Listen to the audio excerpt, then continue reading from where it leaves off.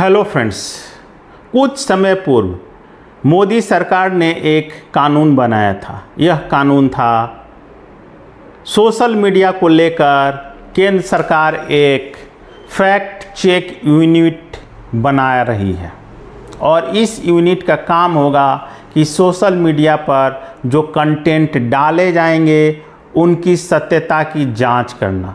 मतलब सरकार के खिलाफ जो भी कंटेंट डाले जाएंगे उसकी सत्यता की जांच यह फैक्ट चेक यूनिट करती और अपनी रिपोर्ट देती। यदि यह फैक्ट चेक यूनिट पाती कि जो कंटेंट सरकार के खिलाफ बनाया गया है वो सही नहीं है, भ्रामक है, गलत है, तो मजबूरन यूजर्स को या फिर जिसने वो वीडियो बनाया है उसे अपनी वीडियो डिलीट करनी पड़ती या फिर उस पर डिस्क्लेमर देना पड़ता।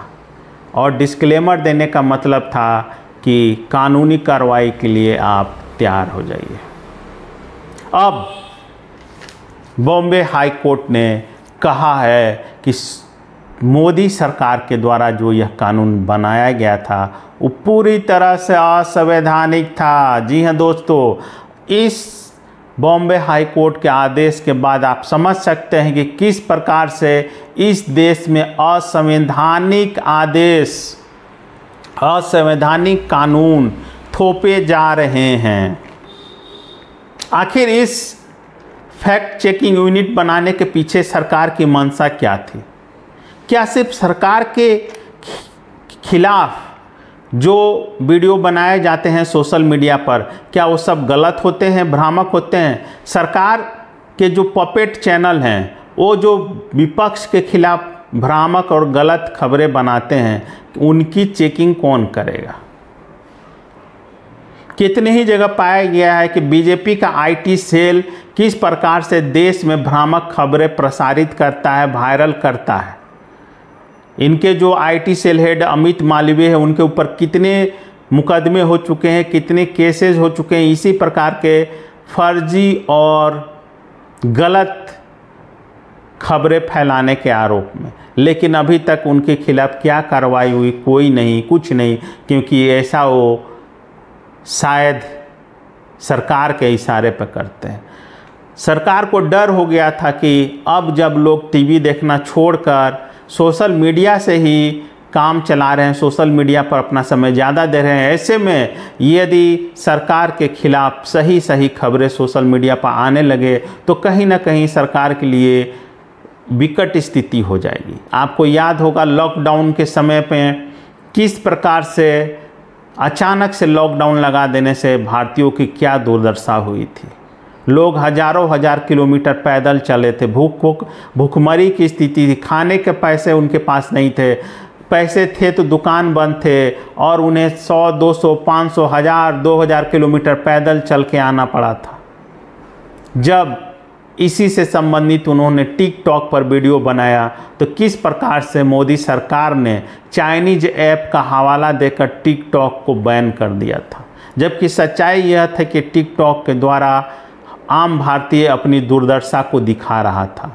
अब सरकार को लगा कि उसकी तो पोल खुल रही है तो उसने एक बहाना बनाया, देशभक्ति का राग अपनाया और कहा कि हम भारतीयों को चाइनीज ऐप का विरोध करना चाहिए। और उसने 3, 4, 10, 20, 50 ऐप को बैन कर दिया जिसमें टिकटॉक प्रमुख था। हालांकि अभी भी भारत में कितने सारे चाइनीज ऐप चल रहे हैं, कितने सारे करोड़ों अरबों चाइनीज मोबाइल चल रहे हैं, लेकिन मोदी सरकार को प्रॉब्लम सिर्फ उससे इसलिए हुई कि वो सरकार की पोल खोल रहा था। उसी की अगली कड़ी थी यह फैक्ट चेक यूनिट। जब उसे लगा कि सोशल मीडिया पर अब सरकार के पोल खोल करने वाले कई चैनल आ चुके हैं तो ऐसे में उसने यह कानून बनाया। अब चूँकि काफ़ी पहले ही मुंबई हाई कोर्ट में इसको लेकर याचिका दायर की गई थी जिसकी सुनवाई डबल बेंच ने की थी, लेकिन डबल बेंच में खंडित फैसला, मतलब एक जज का फैसला था कि सही है, एक जज का फैसला था कि सही नहीं है, तो खंडित फैसला आने की स्थिति में इस मामले को एक तीसरे जज जस्टिस एएस चंदूरकर के कोर्ट में ट्रांसफ़र किया गया था, या फिर उन्हें सुनवाई के लिए दिया गया था कि वो अपना फैसला बताए इस खंडित फैसले में जो आया है उसके लेकर।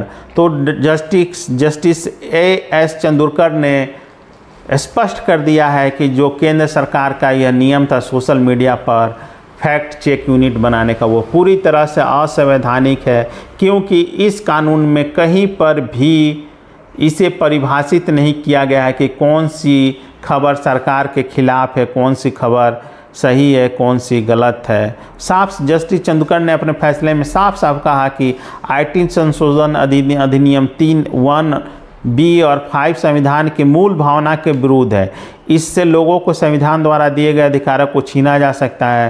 कोर्ट ने माना कि याचिकाकर्ताओं की ओर से संशोधनों संबंधित उठाई गई चिंताएं वाजिब हैं।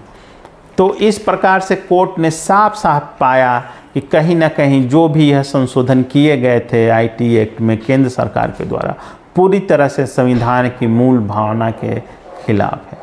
ऐसे में बॉम्बे हाई कोर्ट के द्वारा इस कानून को खारिज कर देना कहीं ना कहीं मोदी सरकार के लिए बड़ा सेटबैक है, क्योंकि मोदी सरकार चाह रही थी कि जिस प्रकार से उसने प्राइम टाइम मीडिया को अपने पॉकेट में कर लिया है, सोशल मीडिया भी अब उसके इशारे पर नाचे, लेकिन न्यायालय ने ऐसा नहीं होने दिया। उम्मीद की जानी चाहिए कि यदि इसकी अपील सुप्रीम कोर्ट में की जाती है तो सुप्रीम कोर्ट भी जन भावना को समझेगा और संविधान के खिलाफ लागू किए गए इन कानून के प्रावधानों को रद्द ही रहने देगा। धन्यवाद दोस्तों।